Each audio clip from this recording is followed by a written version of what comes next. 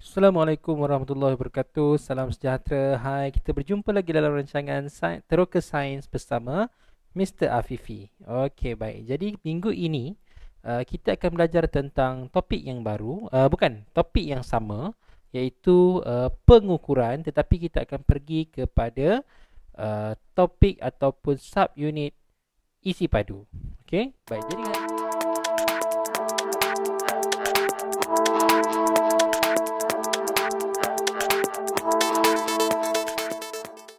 Jadi dalam topik ini kita akan menyentuh tentang beberapa sub unit lagi, iaitu yang pertama kita akan tengok bagaimana untuk melihat isi padu pepejal. Yang kedua kita akan tengok bagaimana untuk melihat isi padu cecair, dan yang ketiga kita akan melihat bagaimana hendak meniskus, dan yang seterusnya adalah bagaimana kita nak mengira isi padu pepejal yang tidak sekata. Mari kita teruskan. Baik. Jadi sekarang bersama cikgu ada sediakan buku teks kamu di belakang cikgu ni. Jadi siapa yang tak ada buku teks, kamu jangan risau, okey? Baik, ini adalah isi padu. Okey, jadi tengok pada gambar yang disediakan di belakang cikgu ni, ada gambar dua buah kenderaan. Yang pertama adalah satu bas yang besar, dan juga kemudian di belakangnya ada satu van yang lebih kecil. Kemudian apakah yang ditanya oleh adik perempuan itu? Dia kata bas dapat mengisi lebih ramai murid kerana bas lebih besar, oleh itu isi padu bas lebih besar berbanding dengan van. Jadi apa itu isi padu? Baik, isi padu ialah besarnya sesuatu ruang yang dipenuhi oleh sesuatu pepejal, cecair ataupun gas. Okey, ada tiga perkara tu, iaitu besarnya sesuatu ruang yang dipenuhi oleh pepejal, cecair dan juga gas. Baik, jadi kita tengok seterusnya. Isi padu diukur dengan menggunakan pelbagai alat pengukur dan dinyatakan dalam unit yang sesuai. Sama juga macam topik luas sebelum ini, ada beberapa unit sesuai untuk pengiraan objek ataupun luas permukaan masing-masing. Macam isi padu juga, mereka juga ada unit yang sesuai untuk mengukur isi padu yang sesuai. Baik, yang pertama kita akan tengok isi padu air kotak. Okey, kalau air kotak ini apakah unit yang sesuai untuk mengira isi padu air kotak? Okey, jadi air kotak ni kecil sahaja. Jadi cikgu ada bawakan contoh. Okey, cikgu ada bawakan contoh, apa dia? Air tin. Bersama cikgu air tin. Okey, kalau kamu biasa beli air tin ataupun air kotak, kamu akan tengok di setiap air tin atau air kotak tersebut ada tertulisnya isi padu air tersebut. Kalau macam dalam contoh air Pepsi ni, dia ada tulis di sini 320 ml. Okey, jadi apa maksud ml? Ml bermaksud mililiter. Okey, ml bermaksud mililiter. Jadi, untuk air kotak, isi padu air kotak susu kotak dinyatakan dalam unit mililiter ataupun ditulis sebagai ml. Okey, mililiter. Okey, seperti dalam gambar yang tunjukkan di belakang ini. Okey, kemudian isi padu air botol dinyatakan dalam unit liter ataupun ditulis sebagai liter. Baik, cikgu bawakan satu contoh air botol yang lebih besar. Tadi cikgu bawa contoh air tin yang kecil menggunakan unit ml ataupun mililiter. Kali ini kalau botol yang besar ini dia menggunakan unit liter ataupun ada juga yang menggunakan mililiter, tetapi jumlah bacaannya adalah 1000 ml. Okey, ataupun lebih kepada sama dengan 1 liter. Ini adalah botol yang sederhana. Dia tulis ni 1000 ml ataupun 1 liter. Tetapi kalau botol yang lebih daripada 1000 ml, dia akan gunakan liter. Sebagai contoh, botol air Coca-Cola, air Pepsi, itu semua menggunakan unit liter. Biasanya isi padunya adalah lebih kurang 1.5 liter. Okey? Baik.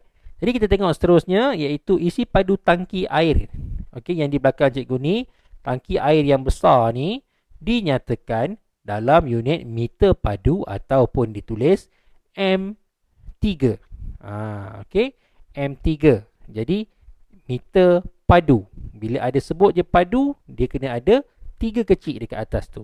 Kalau sebelum ni kita belajar tentang luas, luas kebanyakannya dikira dalam unit sentimeter persegi, meter persegi dan kilometer persegi. Jadi bila persegi digunakan nombor 2 kecil tu.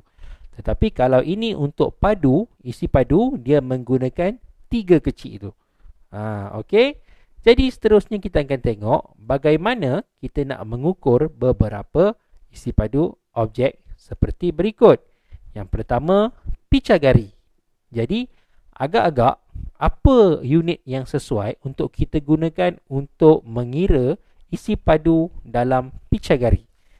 Ini cikgu dah bawa satu picagari tapi belum buka lagi lah. Okey, jadi kamu rasa apa? Siapa boleh bagi tahu cikgu jawapan dia? Apakah unit yang sesuai untuk mengukur isi padu dalam satu picagari? Apa dia? Ya, okey. Ia menggunakan unit ml ataupun mililiter. Ini untuk picagari yang sederhana. Ada lagi satu picagari yang lebih kecil tetapi dia tak menggunakan mililiter tapi dia menggunakan unit yang lebih kecil daripada mililiter. Nanti kamu boleh tengok dia punya perbezaan dia.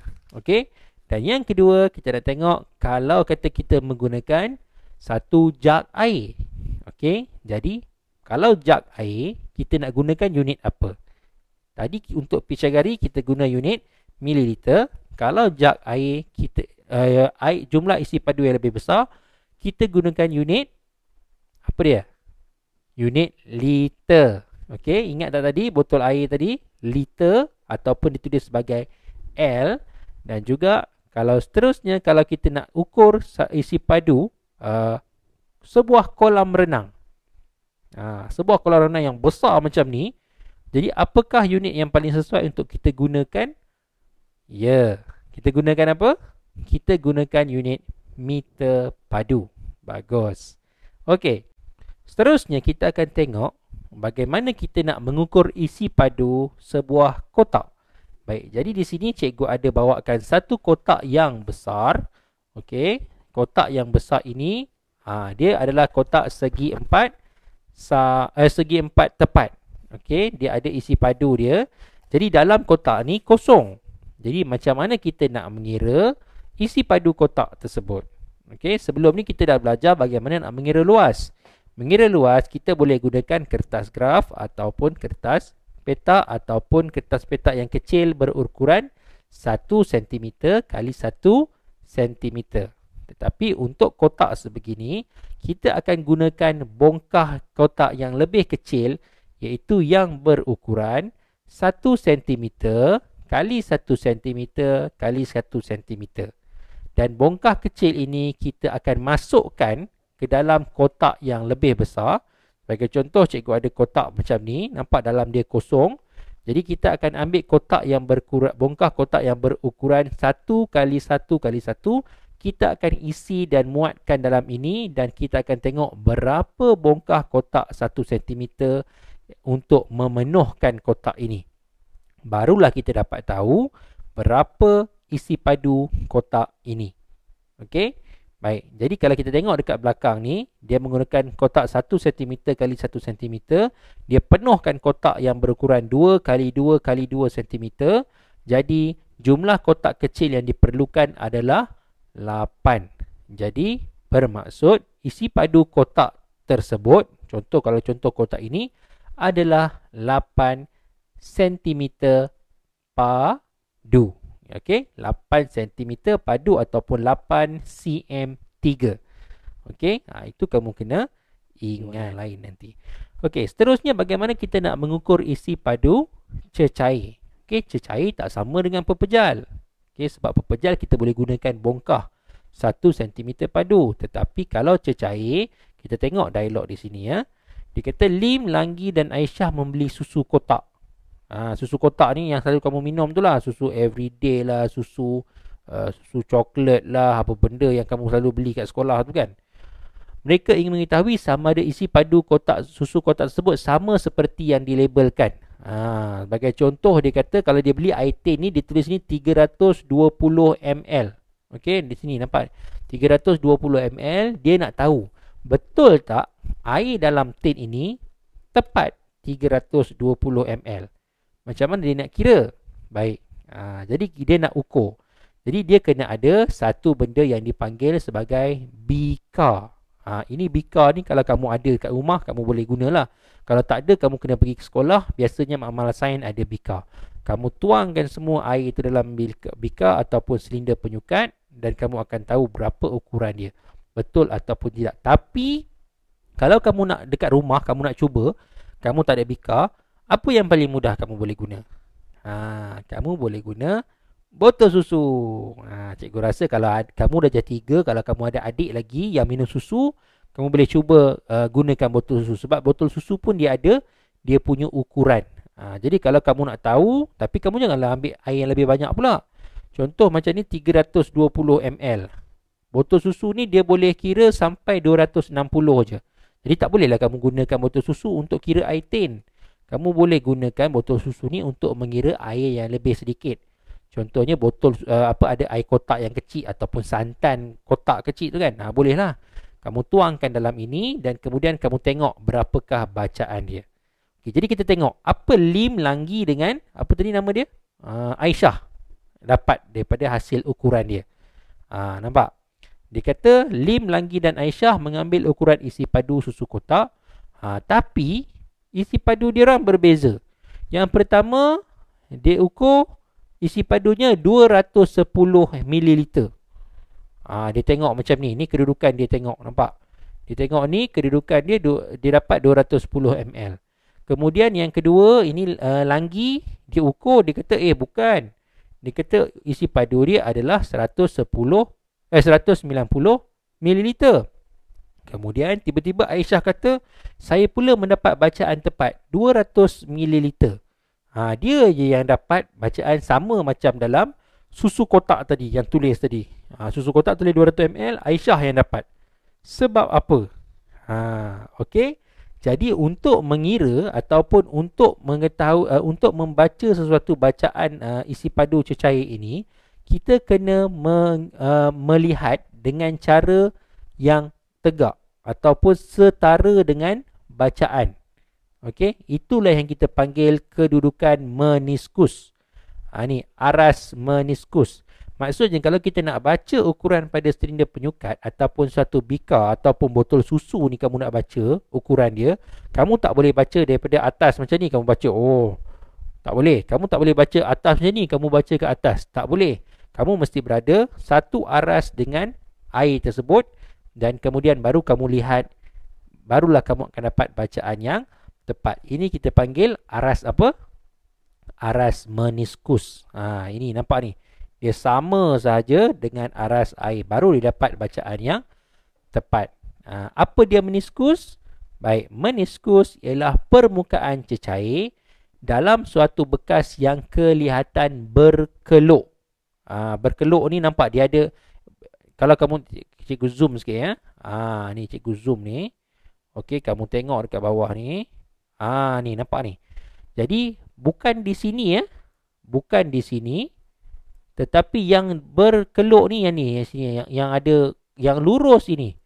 Yang lurus ini yang kita nak tengok. Kita tak boleh tengok yang ada bucu sini, yang bucu sini tak boleh tengok. Kita kena tengok bacaan yang lurus ini. Barulah kita akan dapat bacaan yang paling tepat. Okey? Baik. Jadi ini ada satu eksperimen juga untuk mengukur isi padu air berwarna.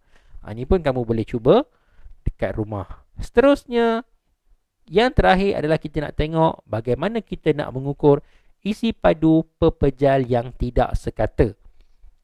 Contohnya, macam dalam ini kita nak tengok bagaimana kita nak mengukur isi padu sebiji batu. Ni ada sebiji batu, kita tak tahu batu ni berapa isi padu dia. Sebab batu ni macam kotak ke kita boleh masuk dalam ni? Tak boleh kan?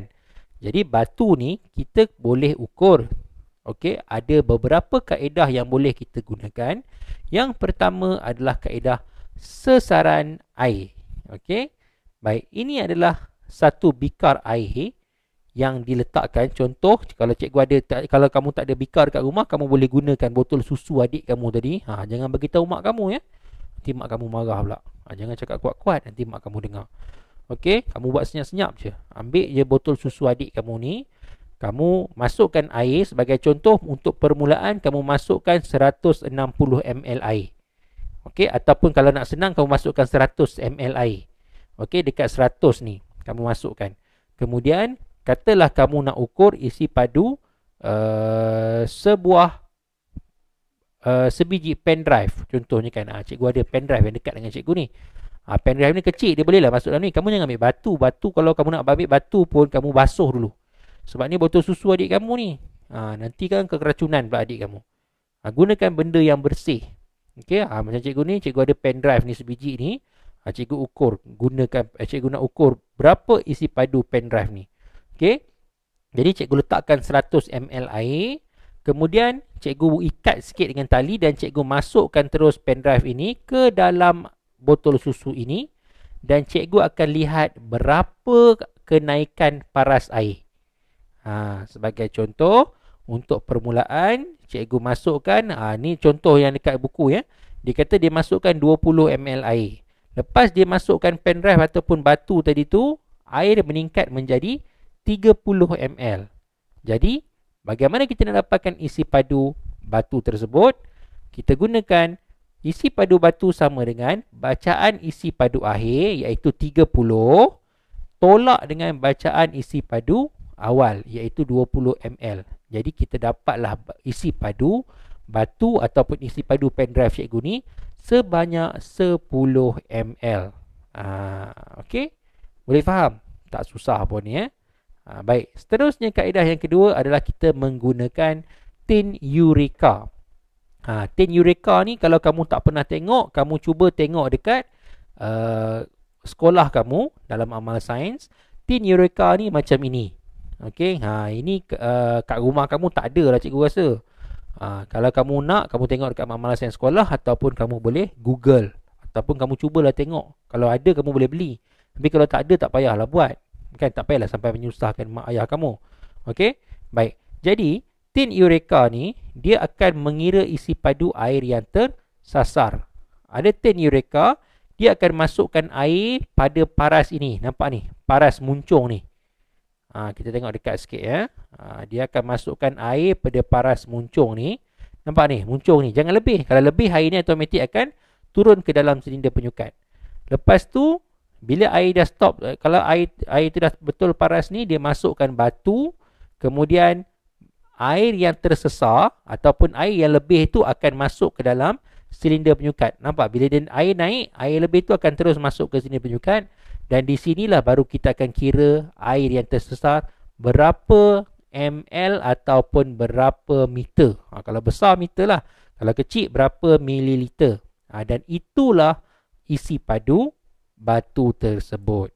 Okey? Boleh faham tak? Kalau tak boleh, kamu boleh ulang balik. Okey, tengok balik kaedah 1 dan juga kaedah 2. Jadi di sini ada satu eksperimen yang kamu boleh buat sendiri di rumah. Kalau tak ada, macam cikgu cakap, kalau kamu tak ada bikar, tak ada silinder penyukat, ambil lah. Kamu ada bekas air yang sukat untuk buat kek mak kamu tu ke kan. Tapi kamu jangan bagi tahu mak kamu. Okey? Cikgu diam-diam je. Ni betul susu anak cikgu. Jadi yang ni pun cikgu kadang-kadang buat, cikgu tak bagi tahu kepada isteri cikgu, nanti dia marah. Okey? Okey, baik. Jadi seterusnya, itulah eksperimen yang kamu boleh buat di rumah dan kamu boleh kira sendiri. Okey, jadi itulah topik untuk pengukuran. Di sini pun ada satu aktiviti iaitu tabung shilling, kamu boleh buat juga sendiri di rumah. Jadi itulah topik pengukuran untuk isi padu. Okey, jadi kamu kena ingat balik, untuk luas kita ada 3 ukuran. Okey, yang pertama kita ada sentimeter persegi, kita ada meter persegi dan juga kita ada kilometer persegi. Dan juga untuk isi padu juga kita ada 3 iaitu mililiter, liter dan juga meter padu. Dan juga kita ada sentimeter padu untuk ukur cecair. Okey. Jadi kamu boleh teruskan ulang kaji. Okey. dan kamu boleh buat pelbagai latihan yang ada dalam buku teks kamu. Jika ada sebarang soalan, kamu boleh ajukan kepada cikgu dalam ruangan komen di bawah. Okey? Baik. Jadi untuk episod kali ini, cikgu akan buat satu kuis untuk kamu. Okey? Tapi dalam bentuk Google Form. Okey? Kamu boleh tengok soalan itu dalam ruangan komen, dalam description kat bawah ni. Kamu boleh tengok satu Google Form ataupun satu Google Quiz. Kamu boleh cuba jawab, dan siapa yang mendapat jawapan yang paling tepat dalam masa yang paling singkat, dan juga kalau cikgu tengok ada jawapan-jawapan yang cikgu rasa menarik kepada cikgu, cikgu akan buat cabutan. Siapa yang bertuah akan dapat hadiah daripada cikgu, seperti adik Aliyah dan juga adik Nur Syafira. Okey, adik Aliyah sebelum ni dapat hadiah Smiggle. Adik Nur Syafira pun dapat juga hadiah Smiggle. Sebab apa? Dia orang perempuan. Kalau lelaki mungkin cikgu akan bagi hadiah lain lah. Okey. Jadi seperti biasa, jangan lupa untuk subscribe channel cikgu, iaitu channel Afifi Arif di YouTube, Facebook cikgu, di Facebook iaitu Science Tube Mr. Afifi, Instagram Science Tube Mr. Afifi, dan juga kepada yang belum masuk ke channel Telegram cikgu, boleh masuk ke Telegram cikgu di bawah. Okey. Tengok dalam ruangan description. Okey, untuk tidak terlepas apa-apa info yang terbaru daripada cikgu. Okey, sehingga berjumpa lagi. Assalamualaikum warahmatullahi wabarakatuh. Bye bye. Nak tengok banyak lagi video sains Mr. Afifi? Jom ke YouTube channel Mr. Afifi. Jangan lupa klik subscribe dan tekan butang loceng untuk notification. Selamat menonton.